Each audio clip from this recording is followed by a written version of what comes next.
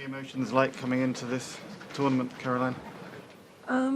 So far, I've just approached it like any other tournament, but obviously it's different since it's my last one. But I'm just enjoying being out there. I've had some great practice sessions. I've done everything I could to prepare as well as I can for this tournament, and then I hope for the best.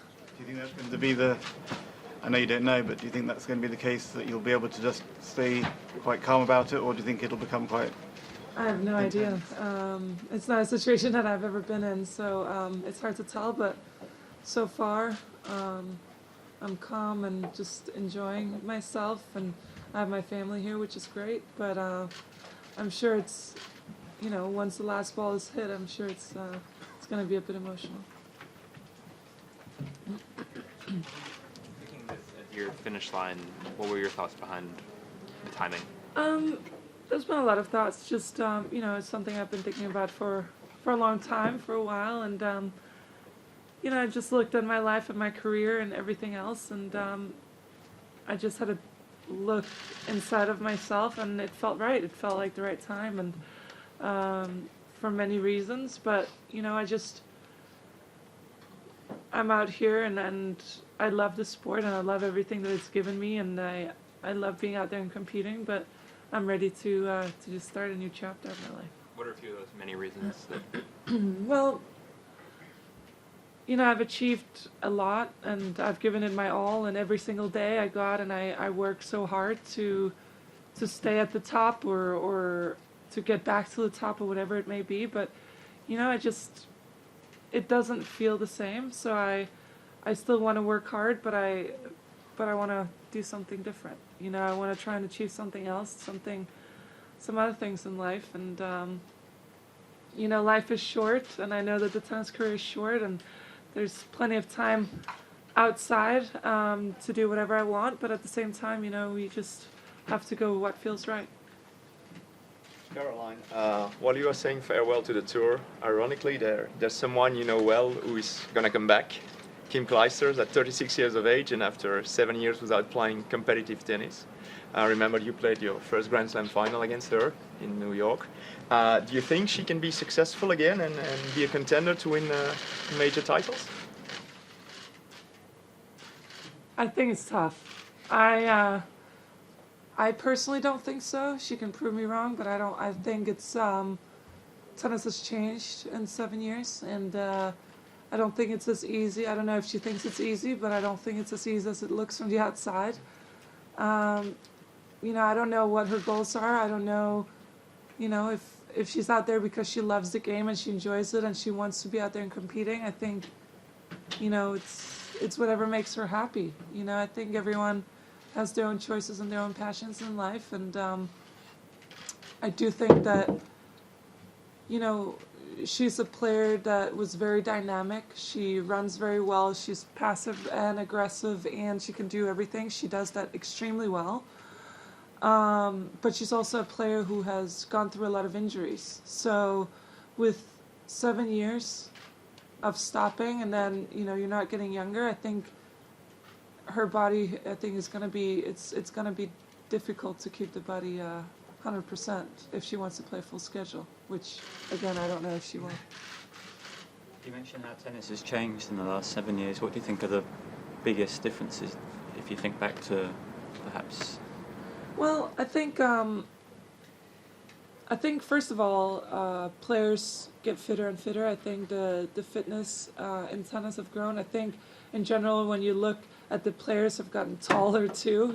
This new generation of players are mostly tall and pretty fast. And I think, just the speed of the ball. I think if you look, I may be wrong, but I feel like it's gotten to be a faster game. It's more of the 1, 2, 3 shots. And I just think the level, everyone keeps trying to, people stay and play longer.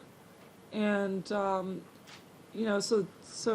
that generation keeps pushing the younger generation to play better. So I think everyone is just, just in general, I think it's getting better. Caroline, do you think there is any chance that in a few years' time you may miss the sport and decide, actually, I want to have another go? I mean, I'll always have a love for the sport. I love what tennis has given me, and you know, I love competing. I'm a big competitor, but if you ask me right now, I say no. But you know, you have no idea what life brings you. You know, sometimes, I guess you can never say never, but I don't think so. Have you thought about any symbolic gestures that you want to do when everything is over? Something symbolic that can remind you of the past? I'm not really sure. You can say no. Yeah, I don't really know. What are you proudest of about your playing career, and is there anything that you either regret or wish had gone differently? Honestly, I'm leaving with no regrets at all because I've worked so hard my whole life, my whole career. I've given it literally everything that I have to reach where I got, and you know, can you go back and say, you know, had I done this thing differently or this thing differently, maybe, you know, but in the end of the day, every single day I showed up, and in practice and in matches, and I gave it my all. So that's why I can look back at my career and say I'm very proud of everything that I've achieved. Very proud of, you know, the ups and the downs, but especially, you know, from to be able to just continuously just push myself to be a better player, and I feel like I've given a lot to the sport that I can be very proud of. I know that you and Serena are close. What has she made of your decision? Sorry, I couldn't hear you. Oh, I said I know that you and Serena are close. So what has she made of your decision? Well, she's just supportive of me. You know, I think it was great that we got to play doubles last week. I think it's some of the most fun I've had on court, and you know, we had a blast. We would pretend to talk tactics, and we would really talk about everything else, and just go out there and have fun and enjoy ourselves. So I'm so happy that, you know, I got to play with her before my career was done. Do you think she'll break the record, Serena? I think she has a big chance, and you know, I'm definitely rooting for her. Just curious, there's a lot of great players who've left the sport without ever winning a Grand Slam. That was something you were working towards for a long time in your career. I'm curious how much easier, happy you are having that on your shelf when you walk away. I think it's great that I have it. You know, I think it means a lot to me, but I think hadn't it happened and I'd left and it wasn't to be, then again, all I can do is really give it my all and push myself as much as I can every day. And, you know, at the end of the day, I would have been proud regardless. What's happening in your diary kind of at the end of this tournament? Is it a really blank space? Are there things in there? And how do you feel about maybe that blank space? Well, so I told David when I retire, I want for us to just chill for a while and do absolutely nothing and maybe go to some cool places and do that. And basically my first 6 months, I'm more busy than I was when I was on tour. So every time there's some new fun things that I've always wanted to do, or some things that I never knew I wanted to do but came up, I'm like, let me look at my schedule now. And actually my diary is pretty slam-packed till probably about end of May, start of June. What So kind of things? there's some things that I can't really talk about,